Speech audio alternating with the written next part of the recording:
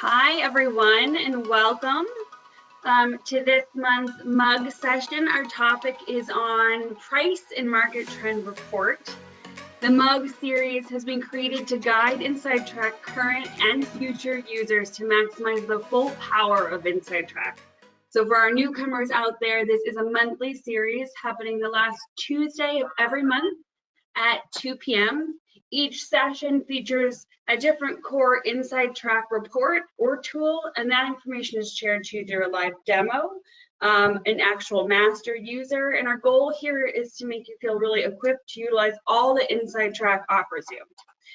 So today is being recorded. You can share that, watch that back anytime you like. You can access it from the InsideTrack website. And as you listen today, please, we welcome any questions. You can just put them in the GoToWebinar window and we'll get to those. And before we dig into our usual demo, today we have a very special guest with us. We are going to talk with Folgers 1850 Coffee. You've heard me talk about them before. You've seen their logo around. Some of you have tasted their products. So we're going to hear from them briefly before we dig into our mugs. So Linda, you can take it away. Thank you. Ooh, sharing. Okay. Thank you so much, Jillian. The InsideTrack team, can you guys see my screen okay? Can you hear me? Yep. Perfect. So Jerry and I are super excited to be here. Thank you so much for the invitation and for giving us the opportunity to share and talk about 1850 by Folgers, which is near and dear to my heart as I helped launch it a few years ago. And we're super excited to be able to share that we are now launching, we're actually kind of doing a relaunch of 1850 because now the coffee contains, at this point, at least 50% Rainforest Alliance certified coffees.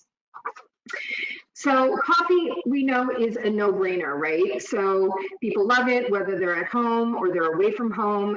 This is a coffee, or this is a category that has evolved significantly over the past number of years. From the Starbucks revolution to the niche and hip specialty coffee trends we are seeing today, coffee's become an outlet of creativity and profitability, especially in away from home. Coffee is a versatile product that can be served and marketed in multiple ways, whether it's served hot or cold, as a pick-me-up in the morning or an indulgent treat in the afternoon or evening. The one thing that's always important to the away-from-home consumer is quality being top of mind for them. And probably no surprise is that the younger, the majority of the consumers are younger for coffee, and especially premium coffee. So millennials and Gen Zs are the top consumers in coffee. Raised as Starbucks kids, this generation has become the leader in consuming and purchasing not just coffee, but premium coffee. And not only is taste, quality, and customization important to these folks, but they also really care about where their coffee comes from and how it's made. So coffee with a story has become just as important as how it tastes. These consumers are concerned with the environmental and sustainability issues impacting our society right now. And while they are taking action at home, more than 75% of these consumers feel that it is important for food service locations to be taking these actions as well. And they become very loyal to those who do. So what does that mean for food service operators? It means that by offering a certified sustainably sourced coffee, you are signaling to these consumers who are already very invested in the category that you share the same concerns. This leads to the potential for higher coffee sales and profitability.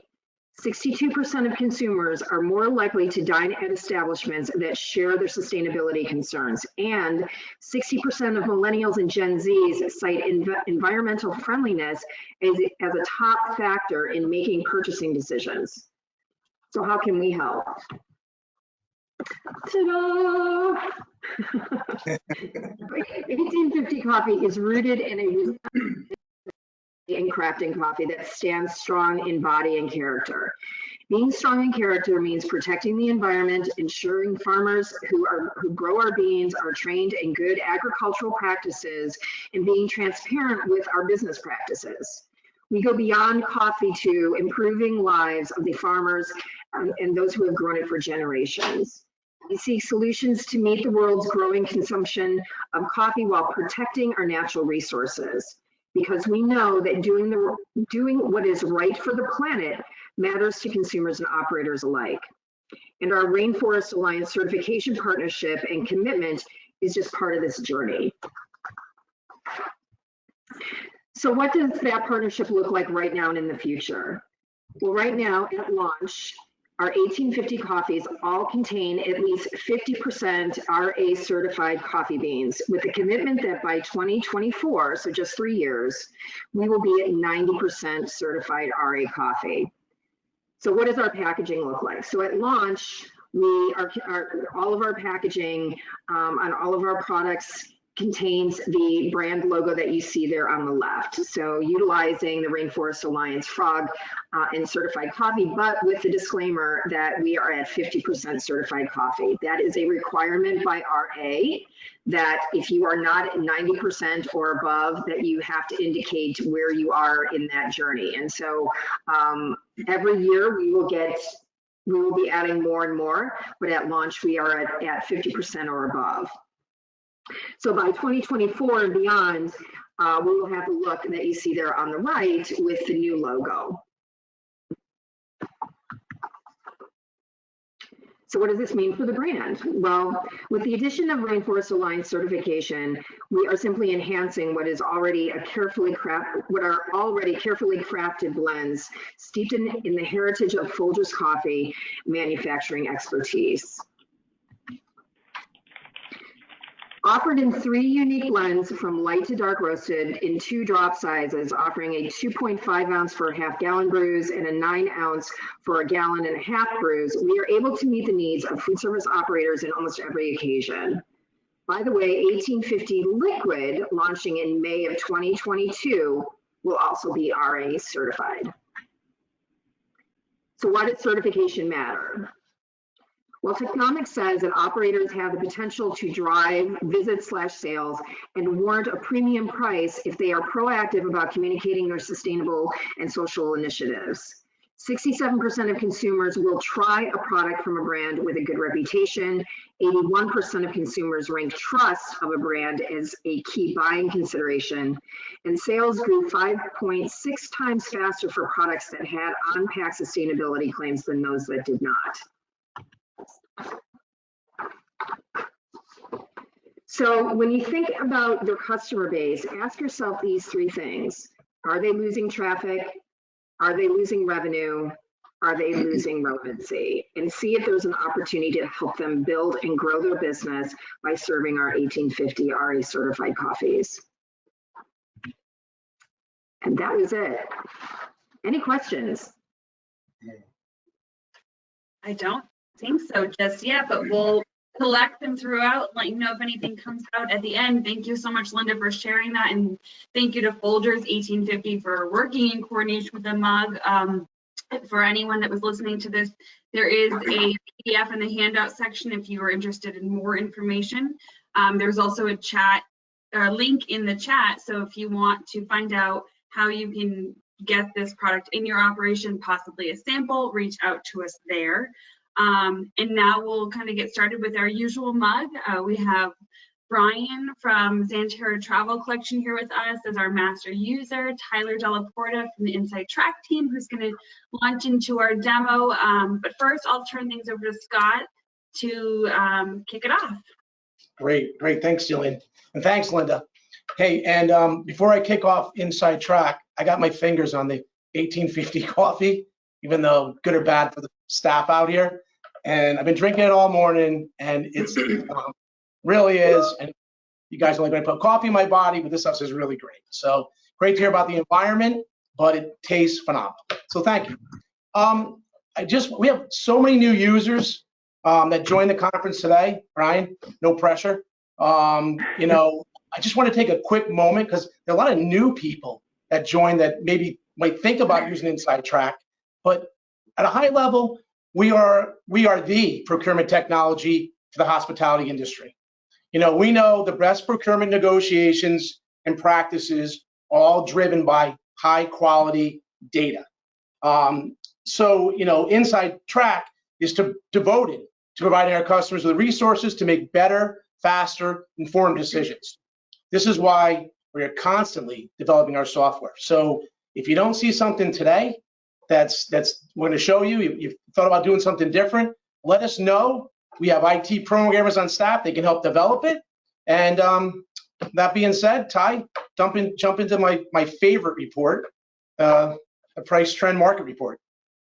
Sounds good. Yeah. First off, thank you, everybody. Brian, thank you for being here as well. Can you guys see my screen? Just want to check. Yeah.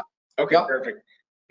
So we're going to start today. We're going to go over the price trend report along with the USDA commodity markets down here. And like Scott mentioned, I think this is probably our favorite report right here because this report is super useful in regards to category management. What this report's going to show you, it's going to compare the price paid for the same product bought either this year versus last year, this month versus last month, this quarter versus last quarter, and how those prices fluctuate for those same products and what that impact for that price fluctuation has on your major categories. With this report, you have a few different options. Like the other widgets on the dashboard here, you're able to group your spend by major category. Sorry about that. Major category, customer location, minor category, and manufacturer. You can look at this a few different ways. So you have the ability to go in here and kind of see, how your categories are fluctuating, how price increases for the same products are impacting your customer locations, or just your manufacturer products. So with this right here, I'm going to hit save. Go back to this right here, and what this is showing me all my major categories. At the bottom here, I get a total overall impact. What we can do here in this example today, I'm going to go over refrigerated products. So I'm going to jump into this category. This is showing me that I'm paying $818 more. The time period I selected here, I'm looking at 2020 as a whole, comparing that to 2019. So I'm seeing how those prices are fluctuating and how those impacted my categories in 2020. So if I go into refrigerated products, this is telling me I spent $818 more in this category on the same exact products. I can click into it. My favorite part about this is it puts the information right in front of you. So you have the ability to see, okay, my refrigerated products category is up, but what items are causing me to spend more within that category? Is it one driver? Is it two? It could be 10 items. This gives you the ability to quickly go in and see what those items are. In this example here, we have this cheddar cheese. This looks like the big driver. You can see the total impact. I spent $2,100 more on this cheddar cheese in 2020 than I did in 2019. And here's the total purchases, and it gives you the quick unit type. But you can actually click into that item, similar to the other widgets on the dashboard. You get the manufacturer, the brand, product code, pack size, unit type, and then down here, this is what we're looking at. We're looking at the average baseline price. That's going to be 2019. But again, you could look at last quarter, last month. So that's your baseline price, and then your average price is going to be the price paid in the current time period. In this case, we're looking at 2020. So I was paying $13.34 in 2019, and now I'm paying $13.76. So slight increase for this product. It kind of gives you the overall impact. What it does, it's going to take the difference between the baseline and the current price, and it's going to multiply that out by the total quantity bought to give you the overall impact that product's having. Whether it's on your category or whether it's on one of your locations, but you see the impact that product has. I'm spending $2,100 more. I can scroll down, and right here, this is nice because I just want to kind of show you guys a full year and what this looks like. But you get a big snapshot of it, so you're able to look at how the average price for this product fluctuates over a certain time period. So, so we're able to look back at 2020 and see, when did that price start to go up? You have that average price, and it starts to drop down. Now, one of the things we're able to do is if prices are going up, in this case, it's a commodity product, getting down below, we have the markets. So we give you guys access to over 9,000 USDA commodity markets. And the best part about this is you have the ability to actually customize these markets. So depending on what the product mix you're buying, what your top products are, what you want to keep an eye on, you have the ability to go in here and you could just type in, just as a quick example, you could type in the Deer Belly market. It's going to give you a few different options. You could just check it off. In this case, we're looking at cheese. So let's type in cheese. And what's going to happen is I already have the market pulled up, but you can see I'm going to hit enter. It gives me a few different options. I have the USDA Northeast Wholesale Cheese Market, Midwest. What you have the ability to do is actually go in, check it off, hit add. Once you hit add, you hit save, this ticker gets refreshed. So now you have those commodity markets down here. You can click on that market, and you, depending on what the market is, some of these markets go back either 4, 5, 6 years. In this case, we're looking at the cheese market, goes back to 2019, and we can actually zoom in on these markets. So if you highlight a certain time period, you can zoom in, because if you want to look for certain, fluctuations in pricing or certain trends that may happen in a certain time period, you have the ability to do that. What's nice is, so with this cheese product, be able to see, okay, prices are going up. I can take this market and drag and drop that right over my product. So what happens is it's going to overlay the market price over the top of the price that I'm paying, so I can actually justify any increase or decrease in cost based on what the market's doing. So you can see there's a little bit of lag time, but overall this trends with what's going on with the market. So you can get more insights into, hey, my price is going up, and you can actually zoom in each one of these and kind of look at a closer time shot of your market compared to your price compared to the market. So it's nice to have all the information right in front of you and giving you the ability to basically justify an increase or a decrease in cost based off what that market is doing. And that's one of the things that we're able to do for you, is give you that information right at your fingertips. If the market's going up, your price is going up, hey, everything's in line, or hey, the market's going down, my price is still staying high. Gives you information that maybe you can take back to the distributor, see if they're sitting on inventory. But it gives you a few different avenues in regards to looking at the items that you're buying this month versus last month, this year versus last year, how they're impacting your overall categories. But what's also nice too is if you negotiate a program with a certain manufacturer, with a certain product, or you get put on a certain program, a GPO program, you're able to measure the effectiveness from when you weren't on it or when you didn't have that item covered to, okay, now I do have this item covered. What's the impact it's having on my spend by location and my spend by category? So all that information right in front of you, and you can customize the entire thing to suit the top products you're buying. That's the price trend report. Wow. That was amazing. Thank you. I now will bring in our master user to get even more excited. So we've got Brian Edwards, who's the Senior Director of Supply Chain and Logistics at Xanterra Travel Collection. Brian leads the corporate supply chain and logistics team, supporting a collection of hospitality operations within national parks, a cruise line, several international travel and tour companies. He began his career in operations running a multi-unit scratch restaurant group in Southern California and leading hotel operations for a 2,000-room casino in Northern Nevada. Since then, he has further specialized in supply chain and strategic sourcing work with casinos and the hotel industry, working for a number of notable public companies.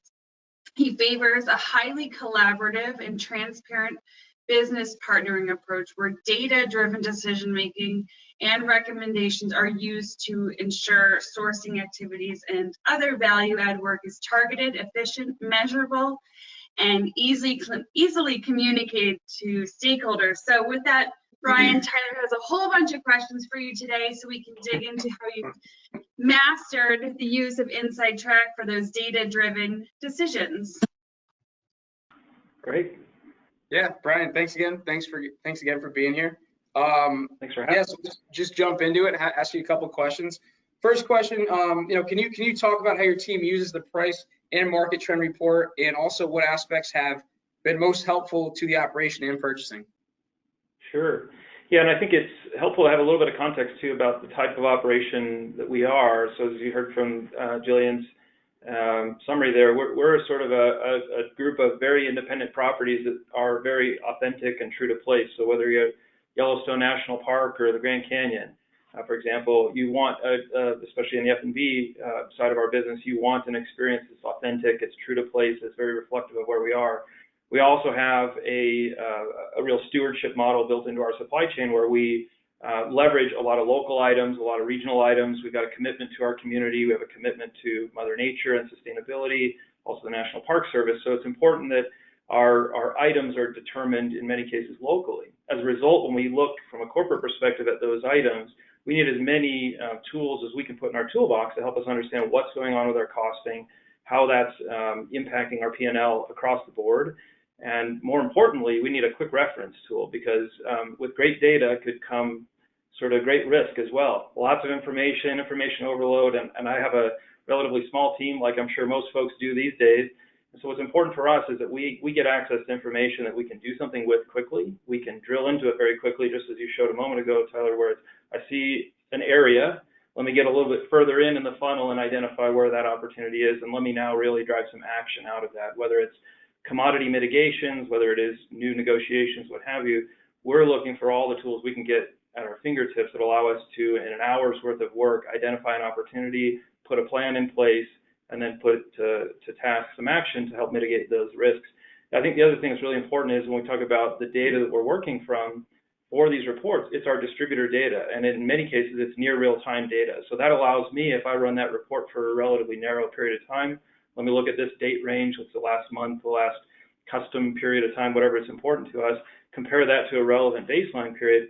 Now I'm looking at near real time, and I can take or recommend action in the business that will help us improve our circumstances quickly. I don't have to wait for multiple financial cycles to go through for somebody to go, gosh, we have a cost of goods issue. I know we have an opportunity before most of our finance team do. And that's where we're able to kind of drive the numbers in advance of the financials. Perfect, perfect. Next question for you. Have the price and market trend reports become more, less, or even the same in terms of essential for you during these less predictable COVID months?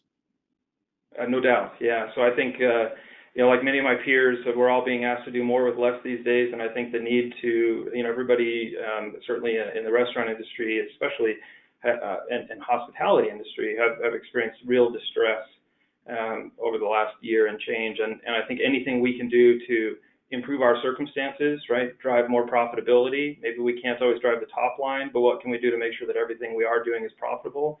These are opportunities for us, and so we're looking for any opportunities we can to identify those small numbers that do add up in a significant way, even during distressed times. I think the other piece is, I'm famous for saying to my team, and my team and I talk about it often, that the number one commodity in our world is predictability. Anything I can do to drive predictability into the business so that the folks on the other end, the people that ultimately help me earn my paycheck, right, that I work for, to make sure that they have someone they can count on and they have a supply chain they can count on is critical.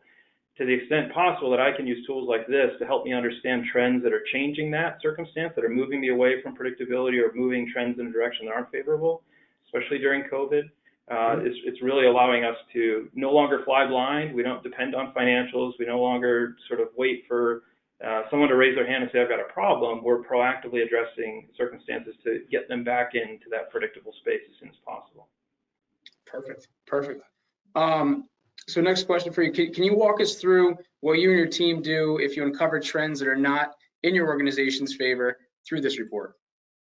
Yeah, I think the first step is kind of isolating it. You just did it on that example, which is great, right? We looked at a major commodity category and we said, okay, there's something going on here. What is it? Let's isolate down to it. And maybe it's a number of things, and maybe it's a subcategory within it. And we can start to speculate or discern as we drill in further. What is it, right? Is it a market condition? I thought the overlay is a great idea. Is it what's going on in the commodity markets? Because we know they've been going crazy as well. Is somebody still using old commodity market data when the market's turned favorable, right? So this helps us also be a little bit smarter than the system, and I would say good consumers. Maybe we've recently, implemented some new contracts that we're expecting to see certain circumstances, and we're not seeing those as well, right? It could be maybe I did accept a price increase because that's what's going on in the world when I renewed a recent manufacturer deal. I would expect to see that, and I would use this as a validation tool. And that's something that we do a lot of as we're currently working through a lot of our contracts, especially as we're gearing up for our peak season coming up. There may also be price discrepancies, and this is a service that we leverage through InsideTrack, as well as the audits of distributor data and our manufacturer contracts and the GPO contracts we've got. But this allows us to quickly identify, do we have an issue? Did somebody forget to load something at the distributor level? Before it becomes a problem, we pick up on it on audit, perhaps we can be a little bit more proactive about that, and we're starting to see it in our data. It may be a single company of ours or a single property. It may be a single region, maybe as a distributor. But again, it helps us really kind of isolate where is the problem. And then we work that problem versus working this really big thing that says cost of goods are out of control. Anybody who's ever tried to solve that problem will spend a career trying to solve that problem. I like to spend an hour or an afternoon solving a cheddar cheese issue and then moving on with my day because there's a long list of other opportunities ahead of us. The last thing, which I'll mention in response to COVID as well, is we know that the market has been so disrupted and interrupted on a regular basis with SKU consolidations, rationalizations, just supply and demand. And so the effect of substitutions is a really big deal for us as well, where we count on a manufacturer specification, and for whatever reason we end up taking substitutions. We're not going to 86 a menu item that gives us the opportunity to earn top line revenue. So what is the effect of that substitution? What are the effects of those decisions to keep our menu and to keep our guests satisfied? Along the way, there's likely to be some cost increases, and we'll also have this data to be able to help us understand the effect of those things as we look at those individual categories. Perfect. Are there any big success stories you can share about how this report has helped uncover something helpful? I think I've got two. First is, a little over a year ago when I joined Xanterra, one of our original initiatives was obviously in the pursuit of cost improvement, adding efficiency, and that idea of predictability to our supply chain. But we kind of theorized this benefit in changing our contract strategies. Historically, we've always looked at rebate strategies or FOB contracts, believing in many cases that those work to our advantage. And in some cases, that's proven to be true. But we had this idea that perhaps negotiating landed costs into distributors, adding more predictability, more consistency, taking some of the volatile conditions out of the equation, like market factors or freight factors, but instead saying, I've got a guaranteed cost into my broadline distributor. I know my margin or markup, and I know what it's going to therefore cost delivered to my dock.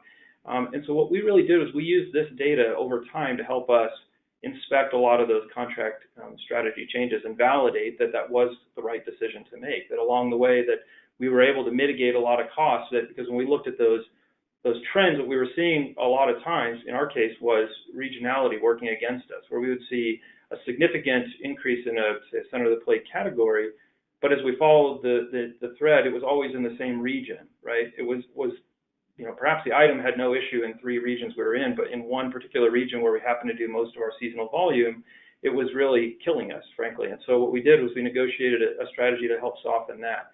We would also leverage this sort of data and other tools, like the price range report is another great example, where we can see those things, right? And this became for us a trigger to say, where else do we have those types of opportunities to implement new contract strategies? And just as we look at our other examples, just as we look forward to what we think is going to be a great year for our company, we're hopeful and optimistic based on what we're seeing within the national parks and certainly where we're positioned as a company. We're really focusing on a lot of new initiatives right now. We're using this data to drive a lot of that. We can't deal with what's going on in the market, but what we can do is be smart consumers, make good decisions, and come up with mitigation strategies to not only address the immediate issues we're identifying, but also future. And so a lot of what we put together a roadmap several months ago, and we said, okay, in the year ahead, as we approach our seasonal peak in the summer months, this is what it's going to look like.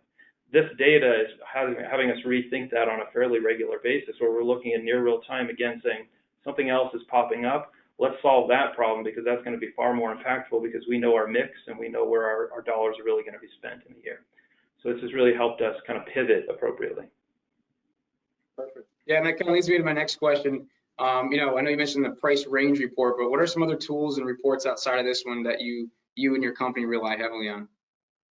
Yeah, so we're fanatical users of the advanced purchase report. It allows us to really kind of customize views based on manufacturer, based on distributor, company, all these other we can get very, very refined or run very big reports.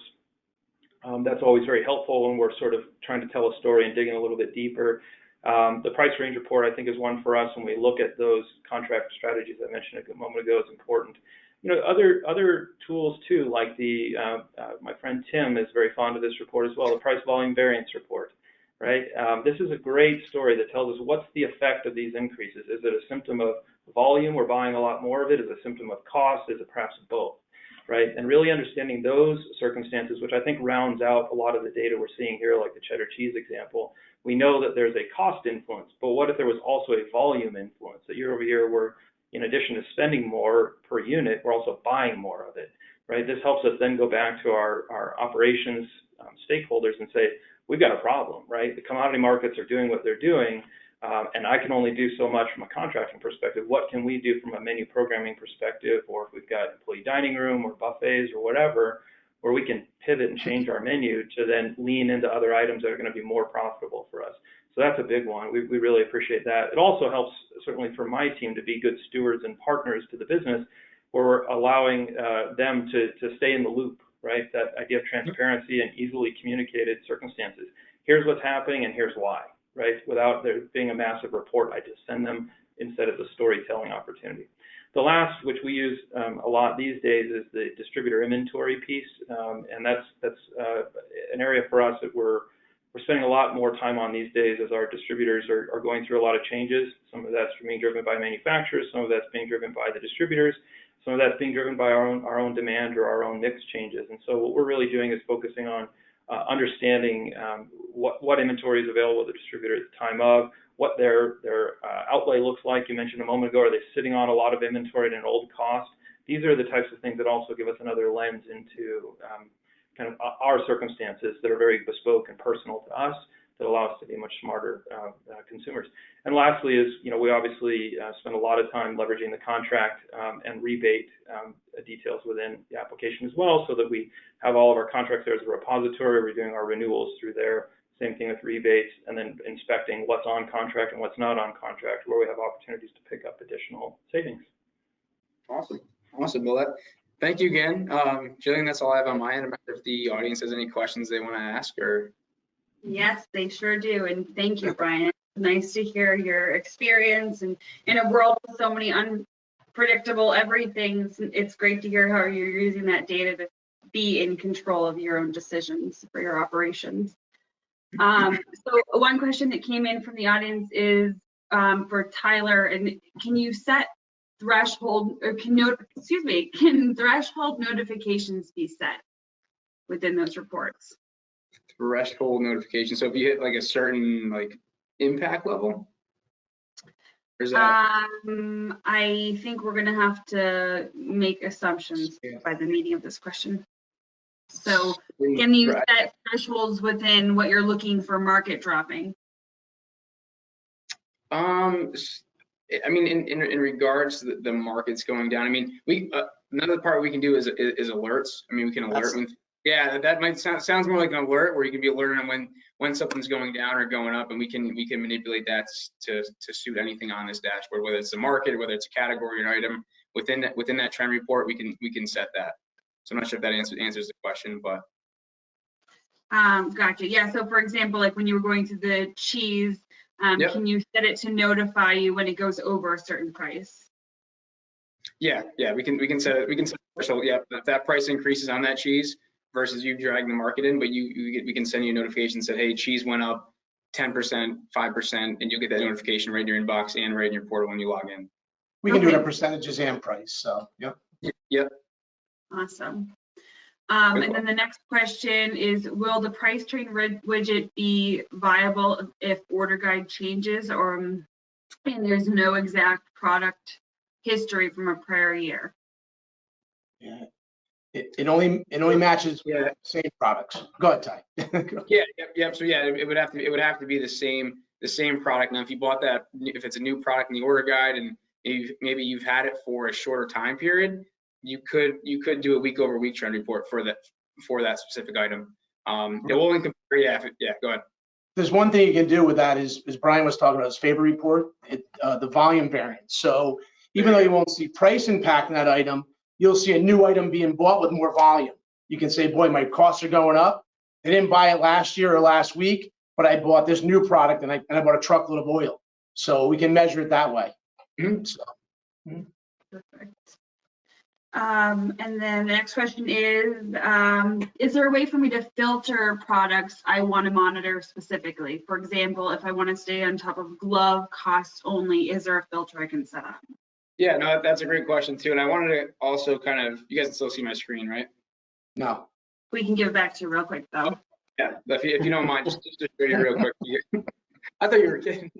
No, I'm serious. We can't see your screen. So going back into the price trend report, like I mentioned, we have this pencil over here, and you can dive in, and this is where you can go down.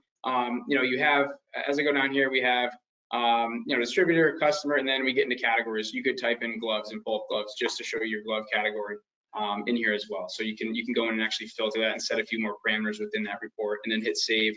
Then it will give you that impact by category, or it will just show you your gloves, and you'll see the impact. Awesome. And then it's just kind of a technical question. Are these two reports that you reviewed today something that someone needs to set up manually, or is this just automatically a report that you can pull down and run from InsideTrack? Yep, so this is a report that's going to be set up. Usually we'll set, once you first get going, we'll set up the dashboard for you, depending on what you want to look at. We can have the price trend up there for you. Usually we'll do a year to date just to begin with. But then after that, if you say, hey, I want to look at this year versus last year, this month versus last month, we can manipulate that for you so you get used to it, and then you can kind of go in from there. But if you do year to date, it's just going to be a running year to date price trend report. Okay, awesome. And then this last question that we have out there, and if anyone else has any, please send them over, is for Brian. With regards to your team and usage of the software, how do you operate? Do you have your whole team working in the software? Do you have one person dedicated to it? So our team is divided a little bit based on specialization. We've got folks who focus on category management and contracting, and they're going to be looking at a little bit more specialized reporting. Of course, we'll all use the same tools, but then we also have a couple of analysts on our team as well who a big part of their responsibility, their ROI, frankly, is finding these opportunities in the data.